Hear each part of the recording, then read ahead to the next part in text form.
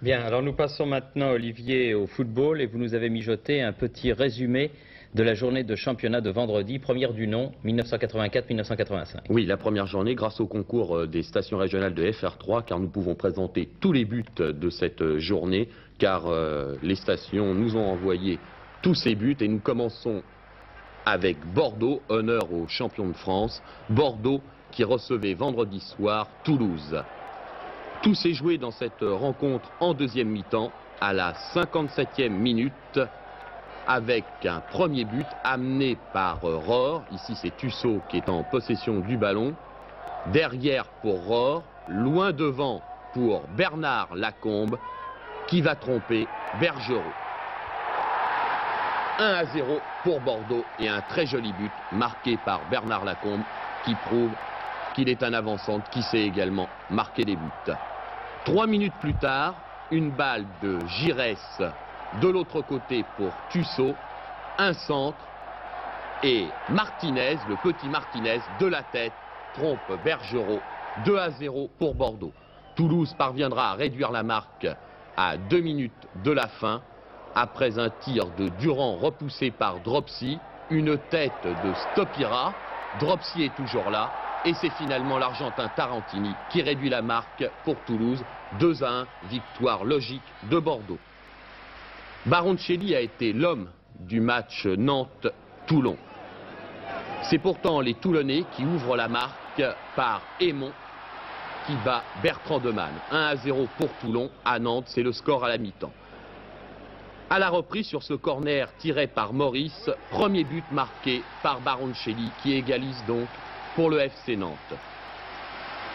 16 minutes plus tard, Bruno Baroncelli, encore lui, bien servi par le jeune Pierre Maurice, un des jeunes du centre de formation du FC Nantes. Bruno Baroncelli va donner l'avantage à Nantes devant Toulon. Baroncelli qui trompe de la tête Olmeta, le nouveau gardien toulonnais. Et à 4 minutes du coup de sifflet final, Ali Lodzik va ajouter un troisième but au FC Nantes, 3-1 sur Toulon. Marseille, qui fêtait son retour en première division après 4 ans d'absence, ouvre la marque après 5 minutes, après cette montée du défenseur Lopez et Bernard Zégnier, une des recrues de l'Olympique de Marseille, qui ouvre la marque, un très joli but en pleine lucarne. La jeune équipe sochalienne réagit et égalise par Sauzé de la tête suite à ce corner tiré par le jeune Thomas. Et puis la recrue de l'Olympique de Marseille, le Britannique Laurie Cunningham, fait parler de lui en donnant l'avantage à son équipe après ce corner tiré par Paco Rubio, un amorti de la poitrine et une petite pichenette du droit qui trompe Albert Rust. 2-1 pour l'Olympique de Marseille, c'est le score à la mi-temps. Après ce travail de Zanon et ce centre, Laurie Cunningham ajoute un troisième but pour l'Olympique de Marseille. 3-1 pour les Marseillais qui fêtent très bien leur retour en première division. On a fêté également les héros des Jeux Olympiques à Lens, Daniel Xvereb, François Brisson et Michel Bensoussan, le gardien rouennais. Lens qui s'est imposé grâce à un but de Monsieur Xu, c'est-à-dire Daniel Xvereb, 1-0 pour Lens. Paris Saint-Germain-Nancy avec un premier but marqué par Casini pour Nancy. Les Parisiens réagissent et obtiennent l'égalisation sur cette action. Fernandez pour Tanasi sur la droite, un joli centre pour une reprise de la tête de Dominique Rocheteau. 7 minutes plus tard, les Parisiens doublent la mise avec un autre Olympique, Jean-Claude Lemoux, qui a regardé Jordaou à la télévision. Regardez comment il fête son but. 2-1, tout va bien alors pour le Paris Saint-Germain. Mais en deuxième mi-temps, cela va beaucoup moins bien avec cette égalisation marquée par Cartier avec l'aide d'un rebond qui trompe Baratelli.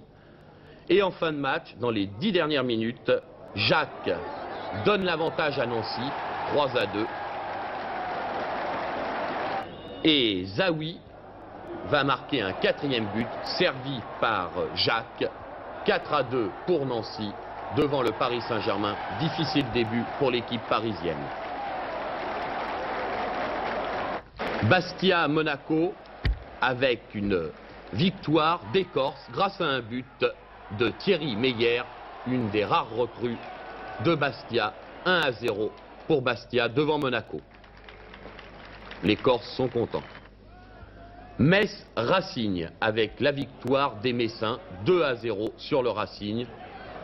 Un premier but marqué après un centre de Bernad, une sortie hasardeuse du gardien du Racing. Bernad récupère, centre, la défense du Racing repousse et c'est Morgante qui trompe. Bas, 1-0 pour Metz. Encore Bernad, Zvinka commet une faute, l'arbitre M. Dezayas indique le point de pénalty, le justicier maison Tony Kurbos transforme. 2-0 pour Metz, le vainqueur de la Coupe de France. Tours fêtait également son retour en première division face à Laval. Cela commence mal pour Tours, puisque De Falco, l'ancien joueur du Paris Saint-Germain et de Marseille, ouvre la marque. Et ce n'est qu'à la dernière minute de la rencontre que Tours obtient l'égalisation grâce à ce tir de Lorenzo. Les Tourangeaux sont plus que contents.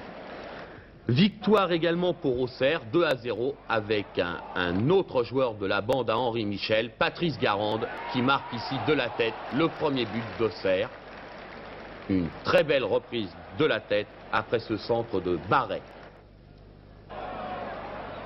Garande va récidiver après cette montée de Cuperli qui a 32 ans et avec une licence amateur joue toujours à Auxerre.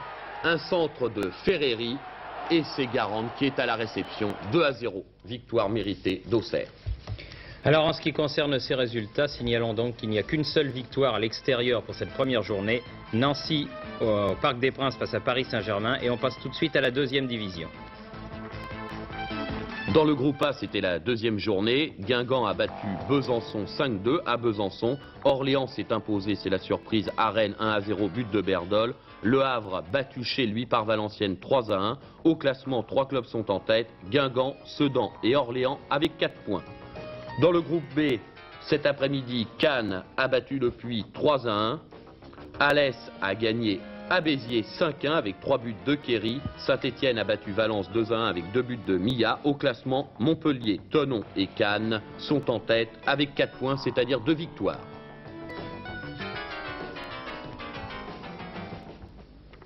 Et nous allons voir maintenant des images qui nous viennent d'Angleterre où se disputait à Wembley en ce samedi le Variety Shield qui était un derby entre Everton en bleu et Liverpool. Sami Lee blessé était sur le banc et il n'y a eu qu'un seul but à la 56e minute. Graham Sharp transperce tout le monde, le ballon hésite et il est finalement repoussé dans le but par Grobelaar lui-même, le gardien de but de Liverpool, Bruce Grobelaar, le héros de la finale de la Coupe d'Europe des clubs champions à Rome, vous vous en souvenez certainement.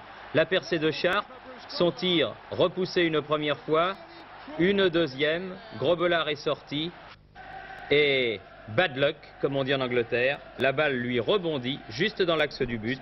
1-0 pour Everton qui remporte le Charity Shield, c'est-à-dire la coupe entre le vainqueur du championnat et le vainqueur de la coupe. Coupe qui en fait est un plateau.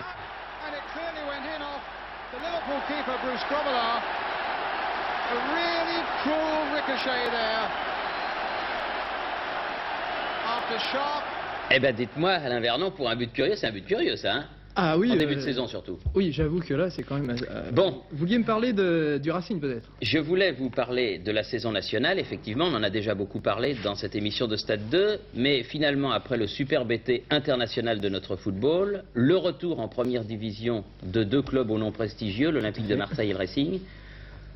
Olivier Ray s'intéressera à l'Olympique de Marseille cette semaine et vous avez rendu visite au Racing de Paris. Tout à fait, je crois que je vous apprendrai rien, Thierry, sur l'histoire du football français en disant qu'il y a 20 ans que le Racing n'avait pas réapparu en première division, c'est-à-dire parmi l'élite donc du football français. Et puis, nostalgie oblige, je crois que le public attend beaucoup de ce Racing. Alors, il faut dire tout de suite que le Racing 84, c'est bien différent. D'abord, il n'y a pas eu de transfert retentissant cette saison au Racing Club de Paris. Il y a aussi la concurrence avec le Paris Saint-Germain qui est quand même un club mieux structuré, club européen qui a beaucoup plus d'expérience en première division. Et puis le Racing jouera au Parc des Princes, c'est nouveau pour lui, il quitte le stade de Colombes.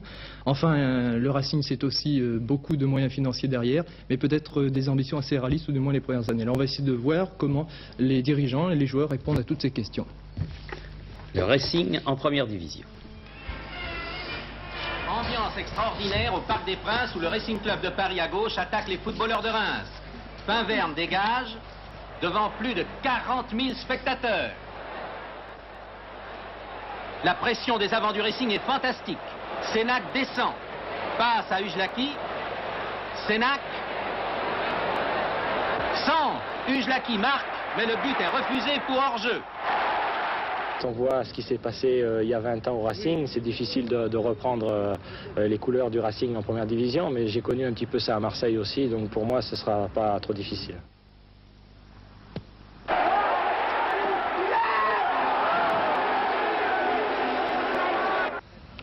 On n'oublie pas l'ancienne époque, mais on ne vit plus tellement avec. On a encore des fois des témoignages de cette époque par des supporters qui nous envoient des photos, des courriers, c'est très sympathique.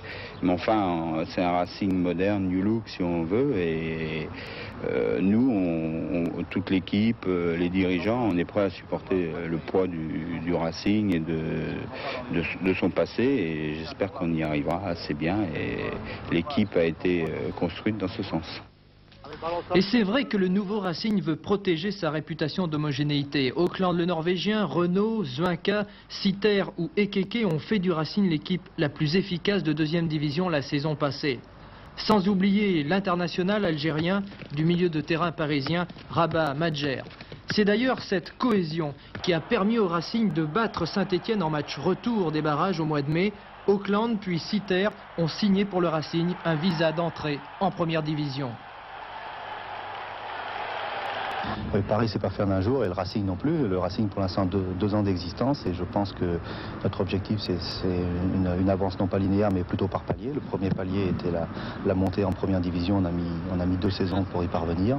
Maintenant, pour moi, la deuxième marche, c'est d'arriver à pouvoir briguer le haut du classement. Ça, je ne sais pas combien de temps nous mettrons. Je pense que ça va peut-être prendre 2 ou 3 saisons. Mais bien sûr, ça passe d'abord par une bonne première année. Mais pour réussir, il fallait renforcer la défense du Racing. Philippe Mahut a signé pour 4 ans. Choisi le Racing pour quelle raison exactement?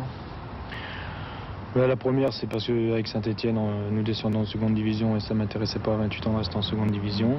La seconde, bon, j'avais à faire le choix entre Paris Saint-Germain et le Racing. J'ai choisi le Racing pour différentes raisons, notamment parce que je connaissais pas mal de joueurs et même l'entraîneur.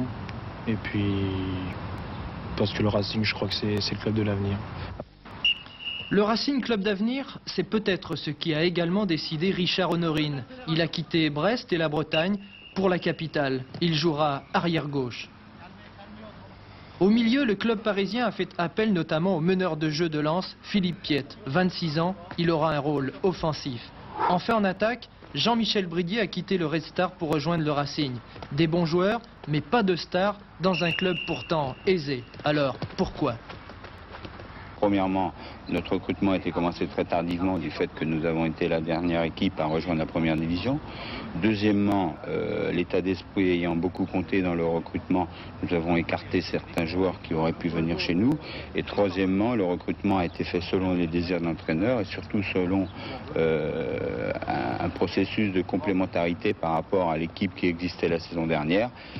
Et au poste désiré par l'entraîneur, il n'y avait pas, comme vous dites, des stars qui étaient libres. Donc nous avons recruté des joueurs de valeur et en qui nous avons entièrement confiance. Le Racing 84, c'est aussi un nouveau domicile. Le stade de Colombes est encore mal aménagé pour la première division. Le Racing partagera donc la pelouse du Parc des Princes avec le Paris Saint-Germain. Mais l'ambiance sera peut-être différente. À Paris, les spectateurs sont un peu versatiles, c'est-à-dire que si on joue bien, bon, ils seront avec nous. Si l'équipe d'en face joue très bien, ils seront pour l'équipe d'en face. Donc il faudra qu'on trouve un style de jeu, qu'on plaise aux spectateurs. Et je crois que là, ils seront avec nous pour de bon.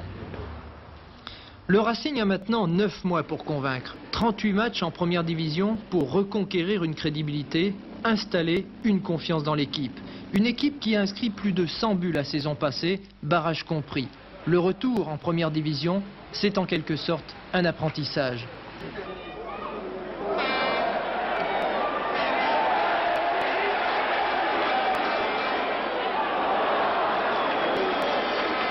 Un apprentissage que la plupart des clubs ont connu en France et qui passe aussi par la défaite, comme vendredi soir à Metz. La seule différence, c'est que l'an dernier, on a dû gagner 7 ou 8 matchs par 3 buts d'écart à l'extérieur. Cette saison, bien que je le rêve, mais je sais que ça ne se reproduira pas. Et la seule chose, c'est que des matchs comme ça, où un quart d'heure de la fin, on est 0-0, où l'adversaire pèse beaucoup moins sur le match. Bon, moi, ce sont des matchs que, disons, si on veut faire bonne figure, on n'a pas le droit de perdre. C'est-à-dire, on n'a pas le droit de commettre de fautes derrière. Et surtout, on doit saisir toutes les occasions, même si elles sont plutôt rares devant, parce que c'est l'efficacité qui prime toujours. Efficacité, c'est aussi le slogan d'un chef d'entreprise devenu président ambitieux d'un club de football. L'objectif est celui que j'ai annoncé lorsque Matra et le Racing se sont associés, c'est-à-dire l'ambition en 10 ans de faire un grand club de niveau européen. Vous me direz que se donner 10 ans, cela repousse un peu les échéances. Non. Et vous savez que je l'avais fait de cette manière lorsque nous avons fait la compétition automobile. Nous avons tout gagné en 10 ans. J'espère qu'à l'intérieur de ces 10 ans, les Coupes d'Europe ne nous seront pas étrangères. On sait donc que le Racing a des ressources, mais sûrement pas de rente à vie. Des résultats dépendra donc l'avenir des Ciels et Bleus. Voilà, le Racing disputera son premier match au Parc des Princes mardi en recevant le Racing Club de Lens. Ce sera un match important et je suis sûr que dans les tribunes, il y aura beaucoup de nostalgiques de l'ancien Racing Club de Paris.